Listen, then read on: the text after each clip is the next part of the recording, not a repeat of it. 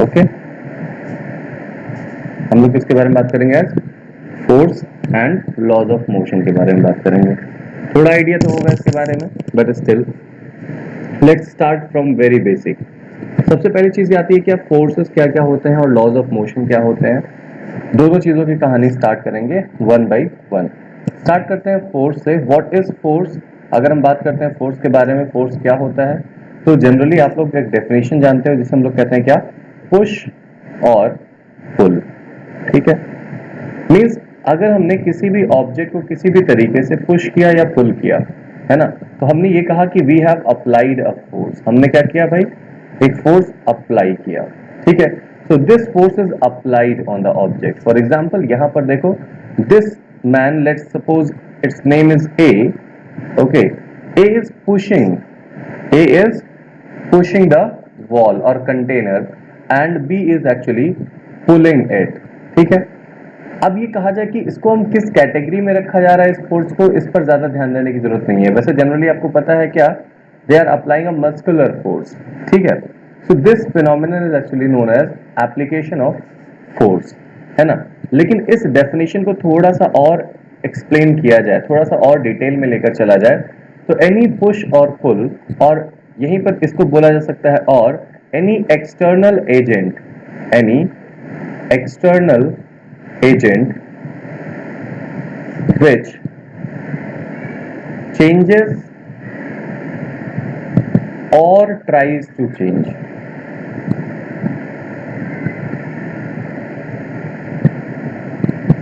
the direction,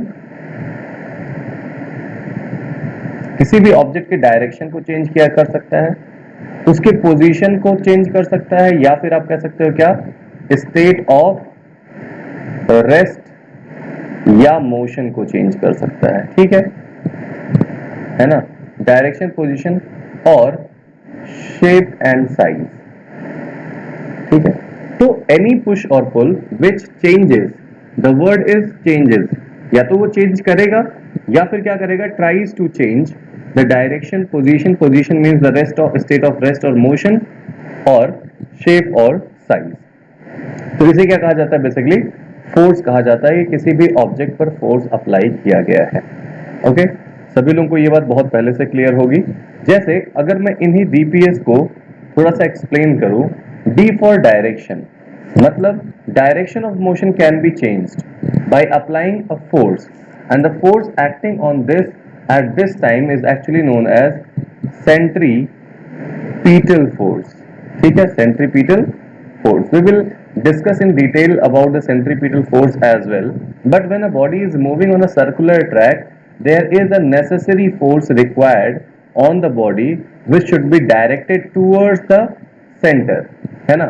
हम लोगों ने पढ़ा था कि अगर सर्कुलर मोशन हो रहा है तो वहां पर एक एक्सिलरेशन लगता है, एक्सिलरेशन जो किसकी तरफ लगता है बेटा? Towards the centre, that is called centripetal acceleration.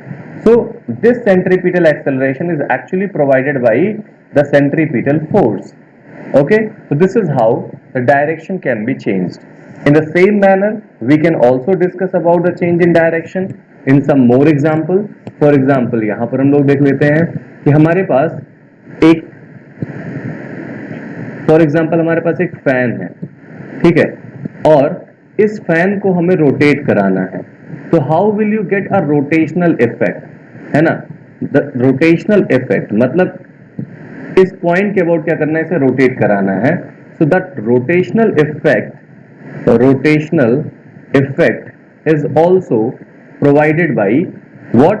A force, है ना। तो इसे हम कह सकते हैं कि रोटेशनल इफेक्ट के लिए भी रिस्पॉन्सिबल कौन होता है? फोर्स होता है। D for direction. Okay, the second point is P for position, change in position. The object is initially at this point and it is actually changing its position from, let's suppose, point A to point B, but this change is done by what factor? That is called due to force, है ना। अब यहाँ पर दूसरी important चीज जब आ जाती है क्या? फोर्स, कि अगर आपने फोर्स अप्लाई किया और उसका पोजीशन चेंज हो रहा है बेटा, तो पोजीशन चेंज होने में दो इंपॉर्टेंट चीजें होती हैं। क्या? पहली चीज, on the application of force the direction changes, it's okay, but in case of position में चेंज आ रहा है तो होगा क्या कि जो ये फोर्स अप्लाई हो रहा है, this force will be responsible to provide an acceleration. ये क्या करेगा बेटा? एक एक्सिलरेशन प्रोवाइड करेगा। अच्छा, मतलब ये जो फोर्स है वो क्या करने वाला है? एक्सिलरेशन प्रोवाइड करने वाला है।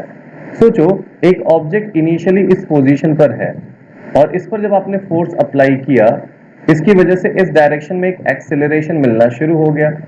तो ये जो एक्सिलरेशन है, इनिशियली बॉडी रेस्ट पर है फॉर एग्जांपल, तो यहां से आगे बढ़ेगा तो इसकी वेलोसिटी में इंक्रीमेंट होगा या नहीं होगा बेटा? बताओ मुझे। ऑब्वियस सी बात है, होगा। क्यों? क्योंकि when a body accelerate it means it is either speeding up और स्पीडिंग डाउन। तो यहां पर क्या हो गया? इसका वेलोसिटी जो है वो इंक्रीज या डिक्रीज हो सकता है। वेलोसिटी कुड बी इंक्रीज और डिक्रीज। ठीक है, ये दोनों बातें हो सकती हैं, या तो वेलोसिटी इंक्रीज हो सकता है या तो वेलोसिटी डिक्रीज हो सकता है। तो ये जो वेलोसिटी में चेंज आ रहा है किसकी वजह से? फोर्स की वजह से, है ना। इस चेंज को हम यहां पर लॉज ऑफ मोशन में किससे कैलकुलेट करते हैं? तो that factor is known as momentum. क्या कहलाता है बेटा? मोमेंटम। ठीक है, this is called momentum. Momentum क्या है? Momentum is represented by small p and it is defined as the multiplication of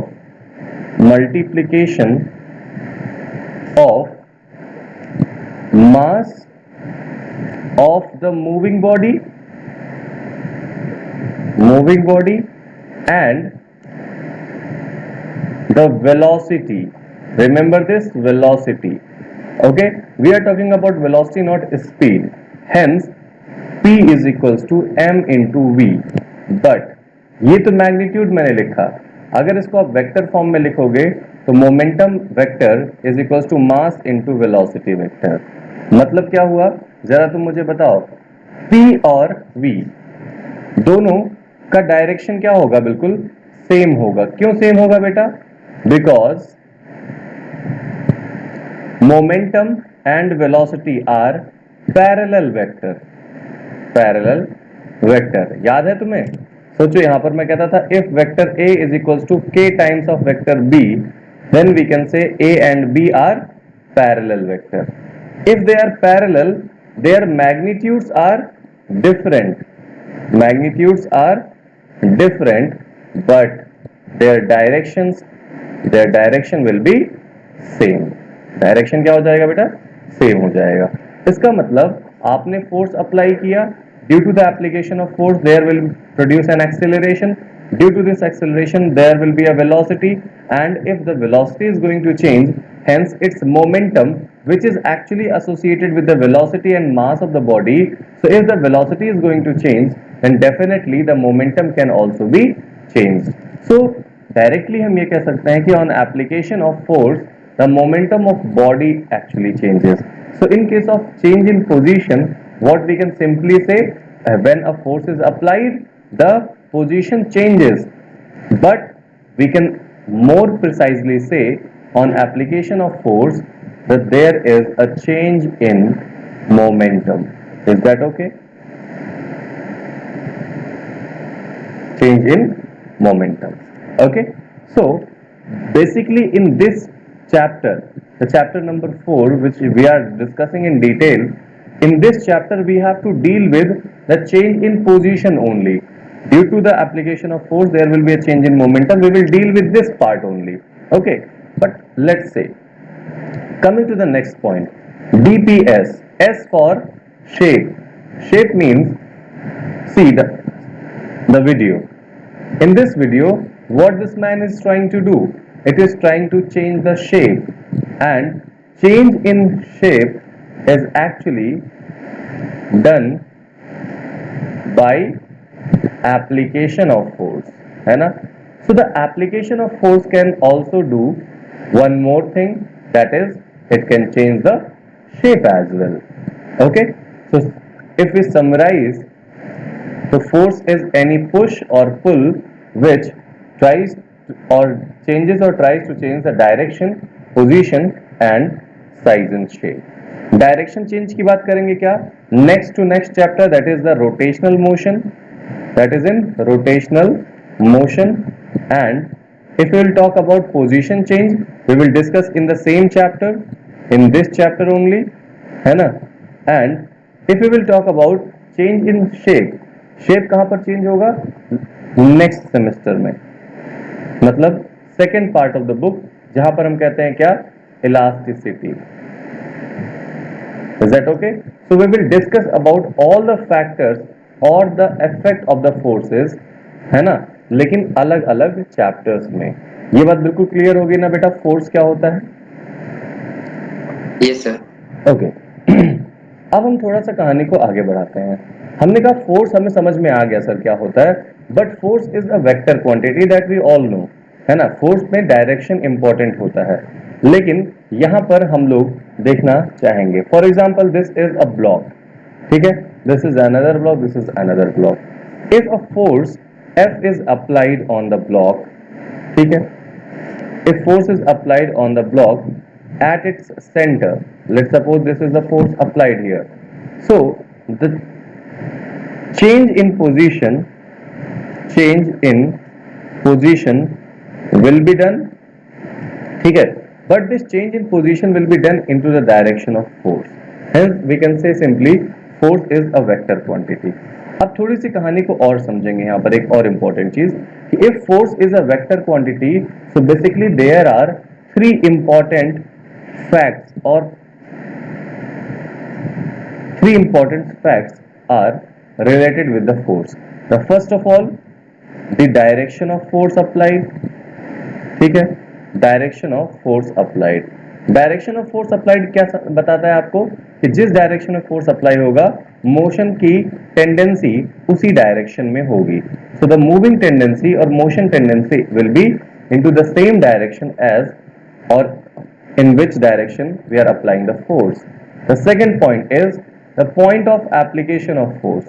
Point of application of force.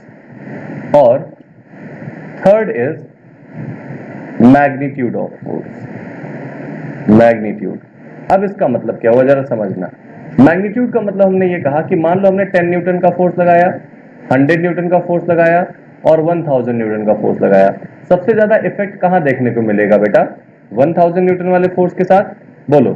So magnitude means इसकी quantity, कितने क्वांटिटी में इस फोर्स को लगा रहे हो. But this point is very important, but this is actually not relevant in this chapter. बहुत ध्यान से समझना, this is not relevant for this chapter. Why? The reason is, in this chapter the size of the body does not matter. Why? Because all the objects, जितनी भी चीजें हम यहां पर समझेंगे, they all will be assumed as the point object. सबके सब कैसे माने जाएंगे, पॉइंट ऑब्जेक्ट माने जाएंगे. इसका मतलब अगर मैं कहूं कि बॉडी के इस पॉइंट पर एक फोर्स F लगाया हूं और यहां पर एक फोर्स F लगाया हूं, इसका मतलब, या F2 लगाया, F1 लगाया, इसका मतलब ये हुआ कि ये जो बॉडी है जिसका नाम A है, इस पर दोनों ही फोर्स कहां लग रहे हैं, at one point, at one point. इस बात को बहुत ध्यान से समझना. मतलब हम कह सकते हैं this is the body, forces भले ही F1 F2 यहां लगाए हैं, but we will assume this they are acting at this point, at one point only, F2 and F1. अब तुम्हारे दिमाग में क्वेश्चन आ रहा होगा, सर ऐसा हम लोग क्यों मानेंगे. This is actually the base of classical physics. मतलब क्या हुआ, मतलब ये हुआ कि यहां पर जो हम लोग डिस्कशन कर रहे हैं, वहां पर बॉडी का जो शेप है उसको हम लोग क्या मान रहे हैं बेटा, बिल्कुल नेग्लेक्ट कर रहे हैं कि उसका शेप कैसा है ना, उसका साइज क्या है, इससे मैटर नहीं करेगा. बट यही चीज शेप और साइज कहाँ मैटर करने लगती है बेटा, जब हम लोग नेक्स्ट टू नेक्स्ट यानी कि रोटेशन वाले चैप्टर में आ जाएंगे तो वहां मैटर करेगी. अब तुम कहोगे सर तो फिर हम लोग ऐसा, अगर इसके साइज और शेप को बहुत ज्यादा इंपॉर्टेंस नहीं दे रहे हैं, तो क्या इससे कोई फर्क नहीं पड़ेगा? तो यस, बिल्कुल फर्क पड़ता है। जैसे हम लोगों ने पिछले चैप्टर में एक कॉन्सेप्ट समझा था ना, concept of point object. Point object, तो कॉन्सेप्ट ऑफ पॉइंट ऑब्जेक्ट क्या कहता है? कहता है भाई देख, अगर तेरा ऑब्जेक्ट बहुत छोटा है, किसके कंपैरिजन में? जो मोशन हो रहा है, जो डिस्टेंस कवर किया जा रहा है, जो आप फोर्स अप्लाई कर रहे हो, so in this condition we can assume them as a point object, है ना। और पॉइंट ऑब्जेक्ट देखने से हम लोग एज अ पॉइंट ऑब्जेक्ट लेके न्यूटन के तीनों लॉज को, न्यूटन्स लॉ इज एप्लीकेबल, ठीक है। तो ये चीज इंपॉर्टेंट याद रखने की जरूरत है कि in this chapter what we will assume कि अगर हमारे पास कहीं पर ऐसे बॉडी मैंने यहां बना दी इतनी बड़ी सी, तो इसका मतलब ये है कि अगर फोर्स इधर लग रहा है तो फोर्स हॉरिजॉन्टल बैकवर्ड की तरफ लग रहा है और ये फॉरवर्ड की तरफ लग रहा है। मैंने कहा एक फोर्स यहाँ नीचे की तरफ लग रहा है mg, इसका मतलब क्या हुआ? ये भी इसके सेंटर पर लग रहा है और ऊपर की तरफ फोर्स लग रहा है तो वो भी उसके सेंटर पर लग रहा है। So these forces will be connected from one point only. ऐसा आपको यहां पर करना होगा। दो कॉन्सेप्ट क्लियर हुए, what is force and what are the three basic importance. First, the direction of force, the second, the magnitude of force. We will consider these two things in this chapter, but the point of application of force will matter, will be considered in the next to next chapter, that is called a rotation. Okay, because ये chapter पूरी तरीके से किसके बारे में बात कर रहा है? लीनियर मोशन की बात कर रहा है। So the two concept is completely clear. Now we are moving on the Newton's laws of motion. Newton के क्या क्या लॉज थे मोशन के, वो दोनों तीनों लॉज हम लोग पढ़ लेते हैं। तो पहला लॉ आपको पता है क्या? Law of inertia. The second is law of momentum and third is action reaction law, ठीक है। These laws were already discussed with you already know about the laws in class 9th, आपने already इसे पढ़ा भी है, but still हम लोग एक बार समझ लेते हैं। What is called inertia? तो इनर्शिया आप सभी लोगों को पता है कि इनर्शिया क्या होता है भाई। अगर हम केवल इनर्शिया की बात करते हैं तो it is the property of any object, किसी भी ऑब्जेक्ट की वो property by virtue of which it opposes, क्या? Opposes the change in its state of rest और motion, change in its state of rest और मोशन। ये बात आप सभी लोगों को पता है, ठीक है। इनर्शिया की डेफिनेशन आपसे कोई पूछे तो इनर्शिया की डेफिनेशन यही होती है, bye virtue of which an object opposes the change in its state of rest और मोशन। किसने बताया था इनर्शिया के बारे में? गैलीलियो ने, ठीक है। सबसे पहली चीज तो आपको ये पता है कि इनर्शिया क्या होता है, बट लॉ ऑफ इनर्शिया किसने दिया? न्यूटन साहब ने दिया। इन्होंने क्या कहा कि देखो, जो भी ऑब्जेक्ट्स होते हैं वो सारे ऑब्जेक्ट की टेंडेंसी होती है क्या? कि they will continue their motion और they will continue their state of rest और मोशन, है ना। तो continue its state of rest और मोशन। मतलब क्या हुआ कि if a body is moving, okay, so it will tries to move, है ना। जैसे ये मान लो ये जिराफ है और ये यहाँ पर क्या है, इस कार में बैठा हुआ फॉर एग्जाम्पल, और ये जो कार है ये बहुत तेजी से क्या कर रहा है? बहुत तेजी से आगे की तरफ मूव कर रहा है, लेकिन सामने क्या आ गया? एक बहुत बड़ी सी वॉल आ गई, तो इसको क्या करना पड़ा? इस कार को ब्रेक लगाना पड़ा। So when it the car will apply a brake, तो सोचो ये भाई साहब जब जिराफ यहां पहुंच जाएगा और इसके ऊपर जब ब्रेक लगेगा, सोच कंडीशन क्या होगी? जिराफ ऐसे सीधा खड़ा रहेगा क्या? नहीं, इसकी कंडीशन ये हो जाएगी। सोचो क्यों? क्योंकि ये जो ऑब्जेक्ट है it will try to continue its state of motion, तो इसे कहा जाता है क्या? Inertia of motion. ठीक है, क्लियर? तो यहां पर आपको ये क्लियर होना चाहिए लॉ ऑफ इनर्शिया क्या होता है। A body will continue its state और ऑफ रेस्ट और motion until unless any external force is not applied on it। जब तक कोई बाहरी फोर्स इस पर अप्लाई नहीं किया जाता है तब तक वो क्या करेगा, अपने स्टेट ऑफ रेस्ट या मोशन को कंटिन्यू करेगा। ये आप लोग जानते हो। अब आपको state of rest of motion में क्या हो गया, एक इनर्शिया ऑफ मोशन हो गया और दूसरा क्या हो गया, inertia of rest. Inertia of rest, we can get the example. These are the two balls, है ना? They are placed over a cardboard, and when you will push the cardboard suddenly, the cardboard will move forward. But these balls will try to continue its state of rest. They will be at the same position. और ये ball कहाँ हो जाएगा, सीधे इस glass में जाकर गिरेगा। You can try this experiment at home. Okay, why this? Because we are not directly applying force on this object. Actually, we are applying the force on this cardboard. So due to the application of force on the cardboard, this cardboard is actually moving ahead while this ball is maintaining its state of rest, है ना? So this is called law of inertia. Okay, now moving on the next part, that is called law of momentum. ठीक है, so if we'll talk about the law of momentum, so इसके बारे में हम लोग already पढ़ चुके हैं। लेट्स टॉक, है ना? हमने कहा क्या कि if we apply a force on a body, okay, यहां पर पहला केस क्या कह रहा है, जब फोर्स अप्लाई नहीं हो रहा, but in case you are applying a force on a body, it is responsible to change the momentum. It is responsible to change in momentum. ठीक है, अगर मोमेंटम में चेंज करेगा ये, ठीक है, इसका मतलब क्या हुआ, the force applied on a body is directly proportional to rate of change in momentum dp by dt, इधर से इन वेक्टर फॉर्म। प्रोपोर्शनलिटी आप हटाओगे तो यहाँ पर प्रोपोर्शनलिटी कांस्टेंट की वैल्यू 1 होती है, so that is what dp by dt. This is actually what law of momentum. Now this law of momentum is actually very important.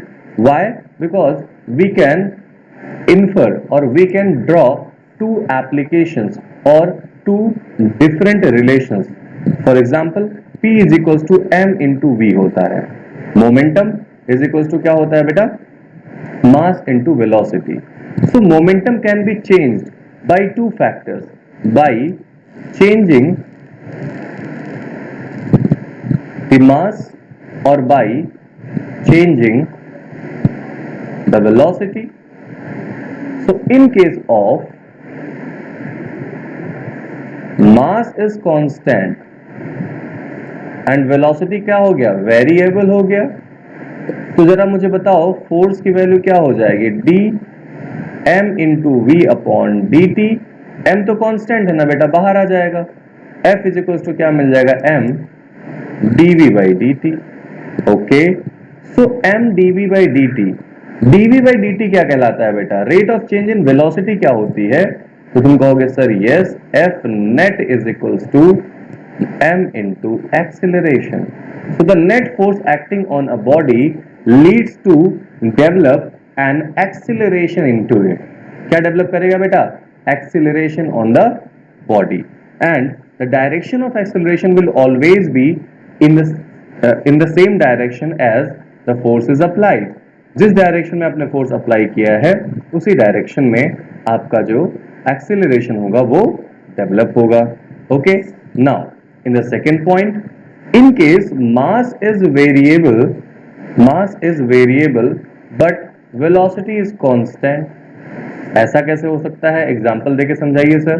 Okay, समझाता हूं, बट फिलहाल अभी के लिए थोड़ी देर से मानो मास क्या है, वेरी कर रहा है, और क्या हो गया, ये जो है वेलोसिटी कांस्टेंट है, तो हमने कहा क्या कि d of v into M upon D T, और we can get a relation f is equals to v into dm by dt. So this is a relation. अब देखो ये जो dm by dt है ये क्या है, dm by dt is the loss or gain of mass per second,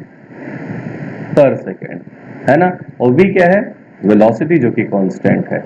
ऐसा कैसे हो सकता है, कहां हम देख सकते हैं इसको? So there are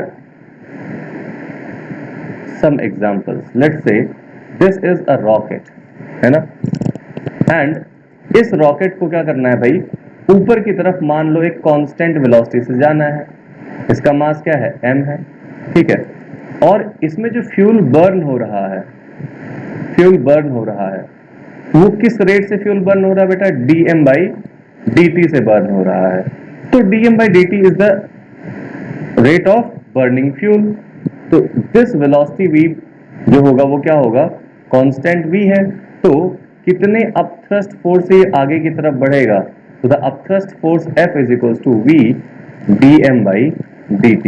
Remember this formula, this will always help you out. There are lots of questions related to this. And इसके अलावा सर अगर हो सकता है क्या इसका मास m चेंज नहीं होगा, क्या इसकी वेलोसिटी बढ़ेगी नहीं? दोनों चीजें हो सकती हैं। ऐसे केस के लिए हम लोग एक रॉकेट का अलग से प्रॉब्लम भी डिस्कस करेंगे। फिलहाल अभी दो चीजें समझ में आ गई क्या? For changing the momentum, mass can be constant and velocity में बी वेरिएबल, और हो सकता है वेलोसिटी कांस्टेंट हो और मास आपका वेरी कर जाए। So this is what the law of momentum. Always remember the net force, याद रखना, net force acting on a body is equals to mass into acceleration. This is one relation, and the second relation is net force on the body is v into dm by dt. Okay, now if we'll talk about the next point, third law, that is called what, action reaction law. तो ये बात एकदम universally true है। every action has its equal and opposite reaction. तो तुम सोचोगे sir अगर ऐसी बात है तो जरा इसको लार्जर कॉन्टेक्स्ट में समझते हैं, कैसे ऐसा हो सकता है, ठीक है। और अगर ऐसा है तो क्या कोई भी फोर्स अप्लाई किया जाए तो रिएक्शन लगेगा? तो आपका आंसर है yes, if you are applying any force so there will be a reaction. Okay, except एक फोर्स बताऊंगा, स्यूडो फोर्स, ठीक है, इसका रिएक्शन आपको नहीं देखने को मिलता है। बाकी सारे फोर्स जो आप अप्लाई करते हैं उसका रिएक्शन देखने को मिलेगा। For example, first example we are taking here, this is a man which is trying to come out और jump out from the boat. This is the boat, and इस बोट से क्या करना चाहता है, जंप करना चाहता है। सो एक्शन क्या हुआ, इस पर, इस बॉडी पर हुआ एक्शन, है ना। और जो ये एक्शन है, इस एक्शन के इक्वल और ऑपोजिट रिएक्शन लगा, ठीक है। नाउ यहां पर सबसे इंपॉर्टेंट चीज ध्यान देने वाली बात यह है, एक्शन अगर बॉडी ए पर लगा है, let suppose the name of the man is A and name of the boat is B, so if action is acting on A, then reaction will act on the different body that is B. Okay, so this is yes. हमने क्या करा, यहाँ पर action किया और यहाँ पर हमें क्या मिला, reaction. So action reaction actually act, note में यहाँ लिख सकते हो, action and reaction always applicable on two different bodies, ठीक है। This is a very important point. Okay, now let's take another example. Let's suppose this girl is trying to walk or move. Okay, so whenever she is trying to move forward, तो उसका ये वाला जो पैर है ये क्या कर रहा है, एक एक्शन यहाँ पर कर रहा है, और उसकी वजह से इसे क्या मिल रहा है, रिएक्शन मिल रहा है। या फिर ऐसे कह लो कि ये एक एक्शन कर रही है जिसकी वजह से यहाँ अर्थ पर क्या मिल रहा है, रिएक्शन। तो रिएक्शन कहाँ मिलेगा बेटा, अर्थ पर मिलेगा, और इस रिएक्शन की वजह से ये एक्शन कर पा रही है। और रिएक्शन किसके फॉर्म में मिलेगा बेटा, यहाँ पर फ्रिक्शन फोर्स के फॉर्म में मिलता है, ठीक है। तो reaction could be a form, ठीक है। तो horizontal force extended on the ground by the person foot, इसके पैर ने इस पर क्या लगाया, फोर्स लगाया, जिसकी वजह से इसको क्या मिला, रिएक्शन मिला, ठीक है। अगर यहाँ पर फ्रिक्शन होता ही ना तो उसको रिएक्शन नहीं मिल पाता। Okay, now if this man is going to apply a force, मतलब ये क्या कर रहा है, इस वॉल को पुश कर रहा है, तो wall is pushed by the man, let suppose this is the action, so wall will apply a force on the man, that is called reaction. Is that okay? Action किसने किस पर किया, man ने wall पर, तो wall ने क्या किया, इस पर रिएक्शन अप्लाई कर दिया, है ना। जैसे मान लो this is you and this is your friend, ठीक है, गलती से तुमने क्या कर दिया, इसको कुछ बोला, तुमने कहा हे, तो उसने कहा हाय, ठीक है, तुमने क्या किया, एक्शन, इसने क्या दिया, रिएक्शन, है ना। तो ऐसे केस में क्या होगा, this is called action reaction. The same, in the same fashion we can conclude the action reaction force. In this case this is what, action, action is what, कि यहां पर ये जो फ्यूल है इस रॉकेट से वो बर्न हो रहा है, so the burning of fuel is a kind of action force, application of action force, and due to this force there will the rocket get a reaction, and due to this reaction it will move ahead. So simply we can say the action is applied in air, और ये किस में हो गया, reaction किस में मिल रहा है, आपके रॉकेट में। क्या आपको ये तीनों लॉज क्लियर हो गए बेटा सभी लोगों को, एक्शन रिएक्शन? Yes sir. इसी तरीके से आपको एक एग्जांपल दिया जाता है बुल और कार्ट का, ठीक है, suppose this is the cart, it is connected with a bull, ठीक है, फॉर एग्जांपल। सो एक्शन क्या हो गया, यहां पर हुआ, किस पर, एक्शन किस पर होगा, सपोज तुम ही पुल कर रहे हो, not a bull, you are pulling it, तो if you are pulling, okay, तो you are applying a force on this cart, in which direction, in forward direction, and this cart is actually applying a force in this direction, okay.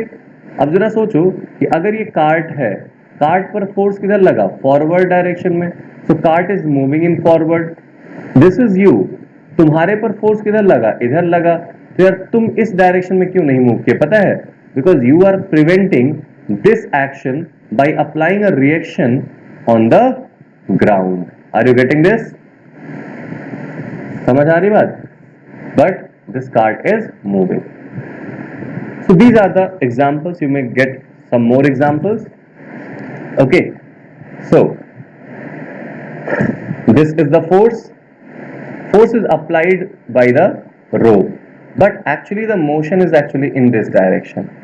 Why is this happening, let's discuss about this. See, this is the girl sitting over a platform, ठीक है, and the force is acting on this direction. Can you see the red color?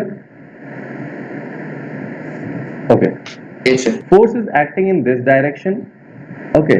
Now एक तो force ये हो गया, दूसरा क्या इस ऑब्जेक्ट का वेट काम करेगा, yes, mg is acting in downward direction. Can we divide this force in two components? Let's suppose this angle is theta, तो ये क्या हो जाएगा, f cos theta, और ये क्या हो जाएगा बेटा, f sin theta, okay.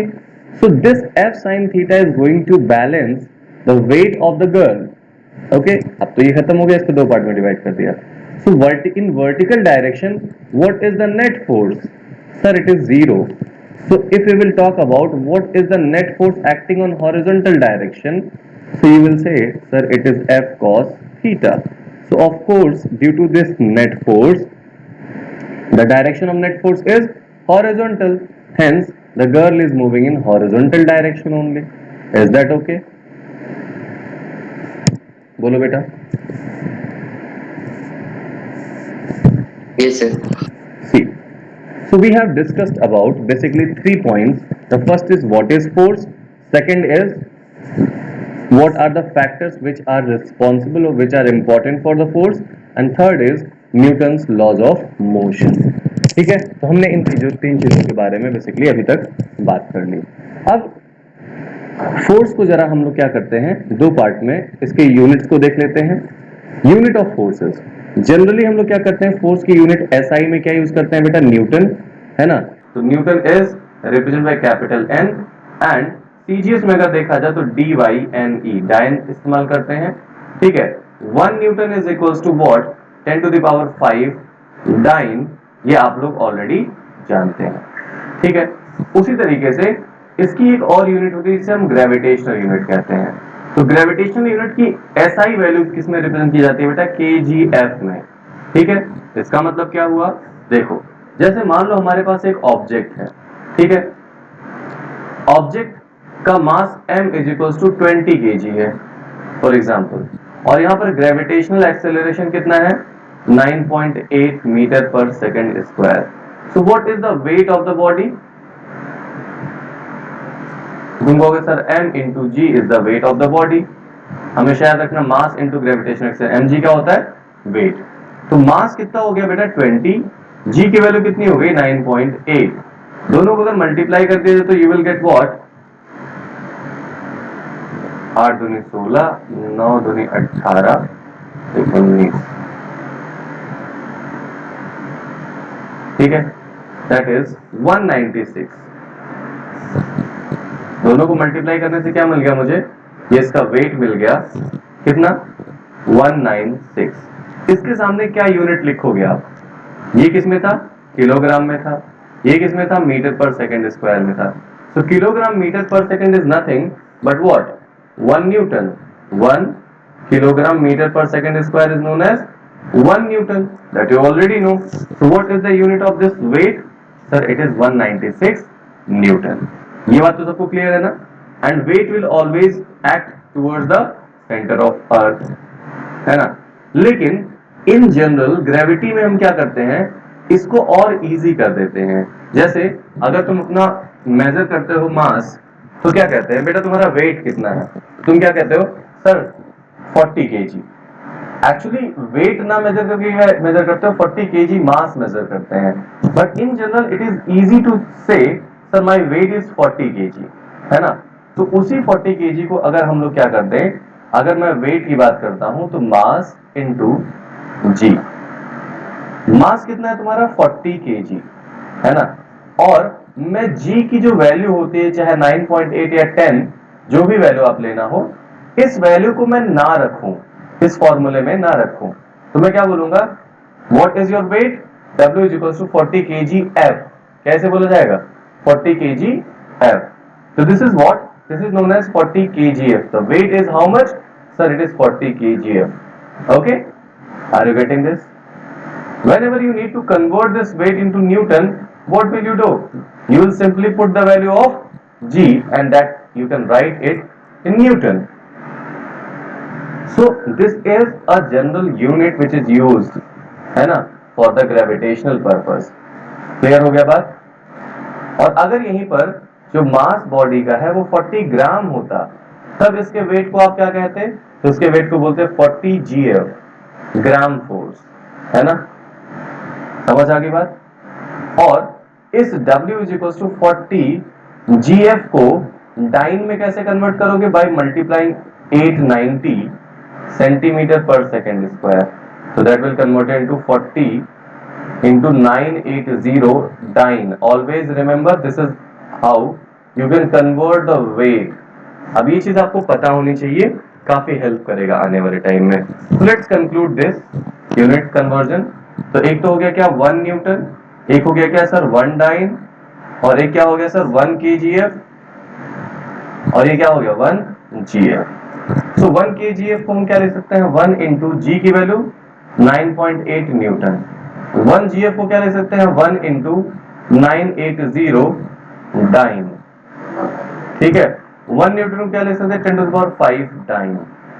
This is how we can convert और relate all the units of this. Is that okay? Yes, sir. So sometimes it asks what is the value of 1 kgf related with gf, है ना? kgf और gf कैसे related होते हैं? तो बहुत simple है। kgf इसको क्या पढ़ सकते हो? 1 किलो gf, तो ये हो जाएगा 1000, ठीक है। 1 kgf is equals to how much? 1000 gf, simple. Okay, तो अब हम लोगों ने 4 बातों को डिस्कस कर लिया। द फर्स्ट थिंग फर्स्ट, हम लोगों ने डिस्कस किया what is force. The second point, हम लोगों ने डिस्कस किया important points related to force, third Newton's laws of motion, fourth unit of force. ठीक है, सो बेसिकली ये चार फैक्टर्स हम लोगों ने अभी तक डिस्कस कर लिए हैं। Okay, now we are moving on the next point, that is called type of forces. Force कितने टाइप के होते हैं? ठीक है, तो देखो फोर्स को डिवाइड करने का ये जो सबसे पहला तरीका है, it is the way how we divide the force on the basis of the physical contact. Okay, that is contact and non contact forces. Okay, मतलब क्या हुआ? Sir if we are applying a force on any body and for the application of force there is a physical contact is required, then we can say such kind of forces are contact forces. Force क्या कहलाएंगे बेटा? Contact force. इसके लिए क्या जरूरी है? Physical contact is necessary. तो contact force is a force which is required a physical contact. ठीक है, and for non contact forces there is no physical contact required, no contact required. Okay, let's take the example. The first example is muscular force, है ना? Any push or pull. If you are applying a muscular force on any body, if you are trying to push or pull any body, so you are not a Shaktiman, है ना? That you have a superpower that you can just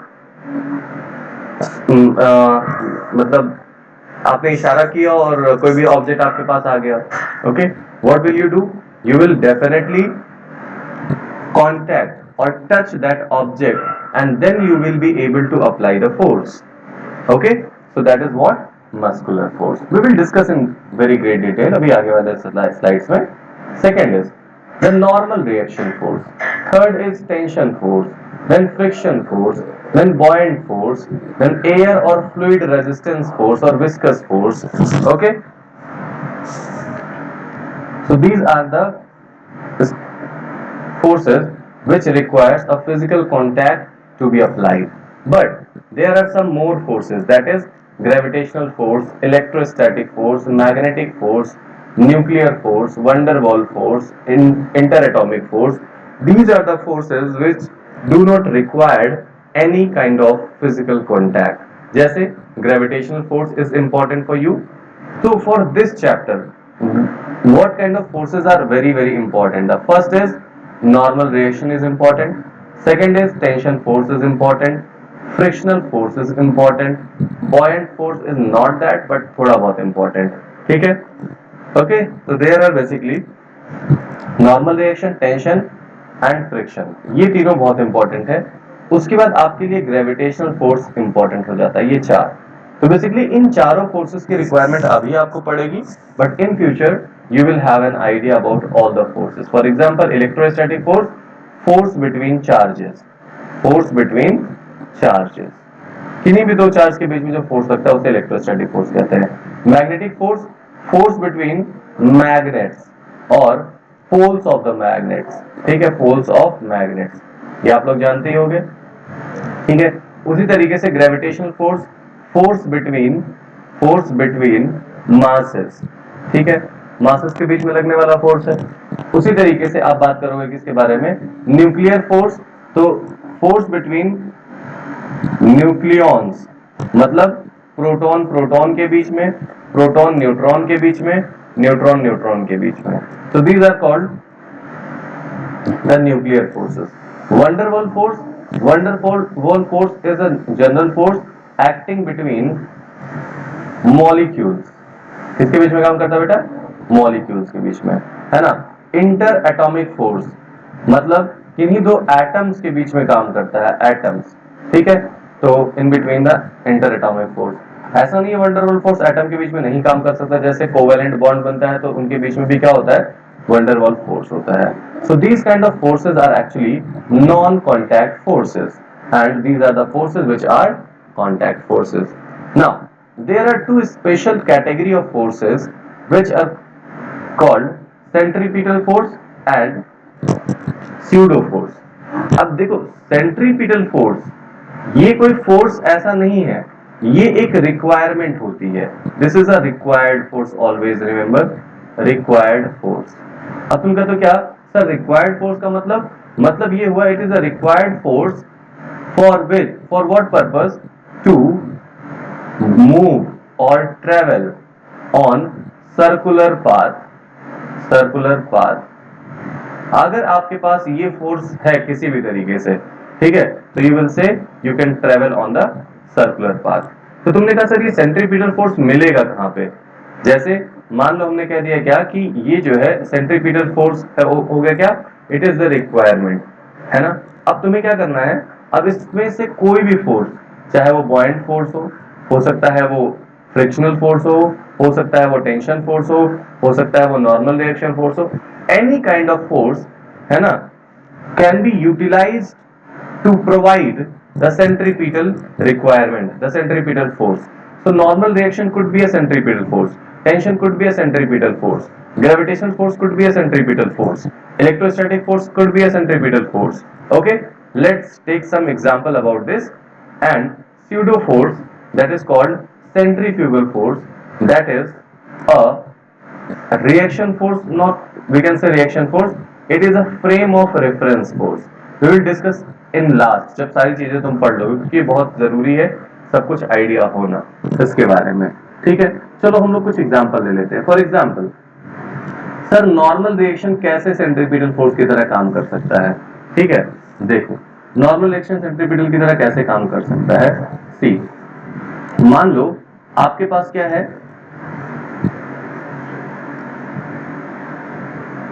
आपने कभी death well देखी है, मौत का कुआं देखा है बेटा? ऐसे सोचो, जब ये जो मोटरसाइकिलिस्ट होते हैं वो क्या करते हैं, बेसिकली इस पर इस तरीके से चक्कर लगाते हैं या इसमें वर्टिकल ऐसे चक्कर लगाते हैं, तो उसके लिए क्या होता है कि उन पर सर्कुलर पाथ पर, है ना, अंदर की तरफ एक रिएक्शन फोर्स लगेगा। कौन लगाएगा? Reaction due to wall of the well, ठीक है।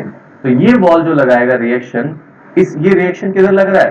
Toward the centre of the circle, और toward the centre of the circle जब ये रिएक्शन लग रहा है तो this will equivalent to the centripetal force. So in this case we can say centripetal force is nothing but the reaction force. Is that okay? Another example we can take,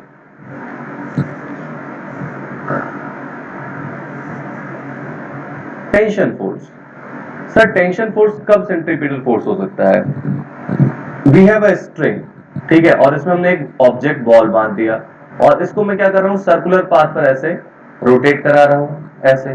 तो ऐसे case में क्या होगा, इस string में एक tension काम करने लगेगा, due to this tension force, है ना, ये क्या कर रहा है, सर्कुलर पाथ में मोशन कर रहा है।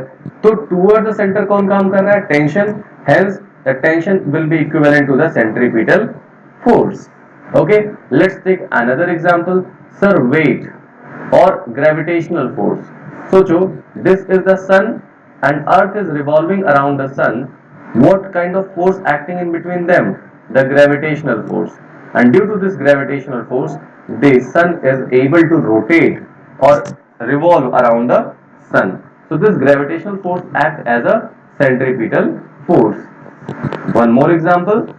सर इलेक्ट्रोस्टैटिक फोर्स कैसे? सर Z इंटू ई। ये क्या हो गया, न्यूक्लियस पॉजिटिव होता है और इलेक्ट्रॉन कैसा होता है, नेगेटिव। पॉजिटिव और नेगेटिव के बीच में फोर्स ऑफ अट्रैक्शन लगेगा।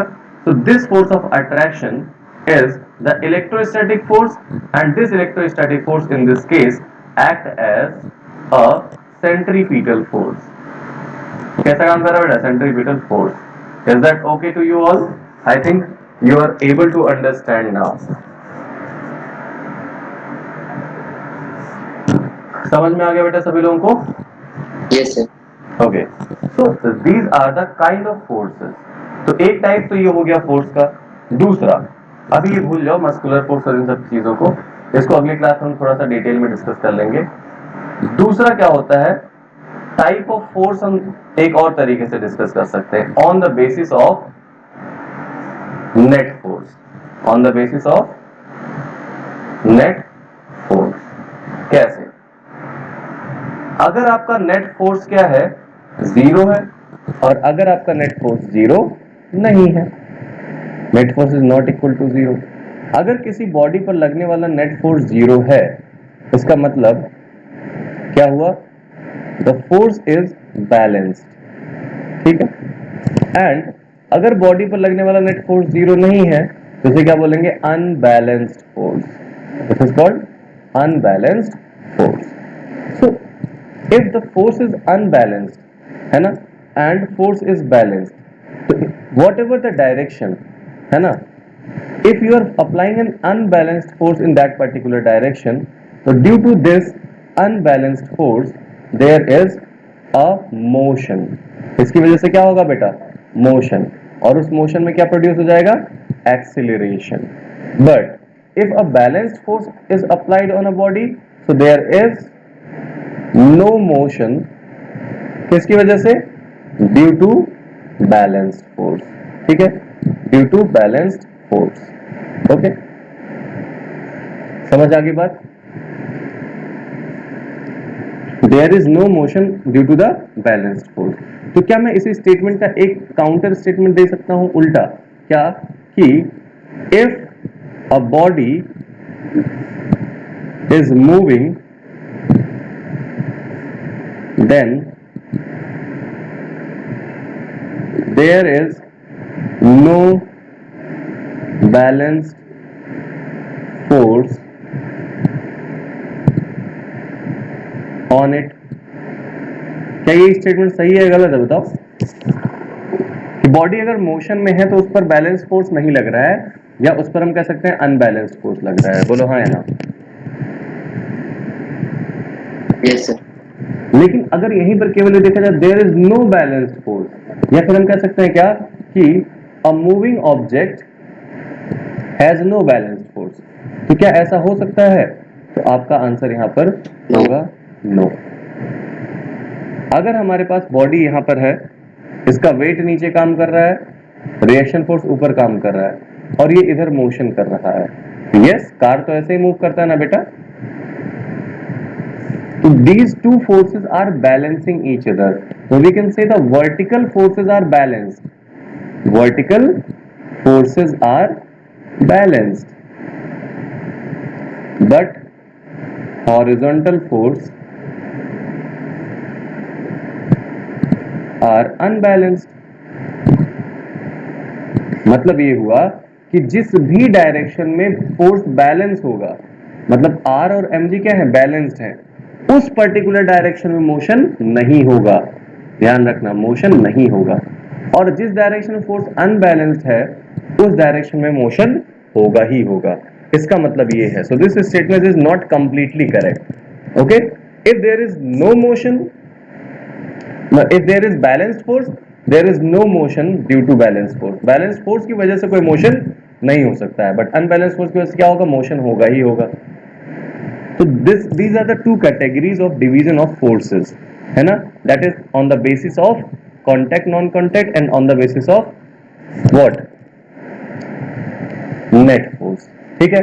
so what will you do if you have the book of class 9, है ना, कहीं से भी अरेंज कर लेना, एनसीईआरटी, चाहे कोई भी आईएससी बोर्ड का बच्चा हो, सीबीएसई बोर्ड का बच्चा हो, क्लास 9 की जो बुक है, उस बुक को आज क्या कर लेना, तुम रीड कर लेना, पूरी तरीके से रीड करना। जो चीजें मैंने बताई हैं, ये सारी चीजें उसमें एग्जाम्पल वाइज दी गई हैं। ओके, तो आज का यही आपका होमवर्क है। Okay, we will meet in next class, see you, take care. Thank you, sir. Okay.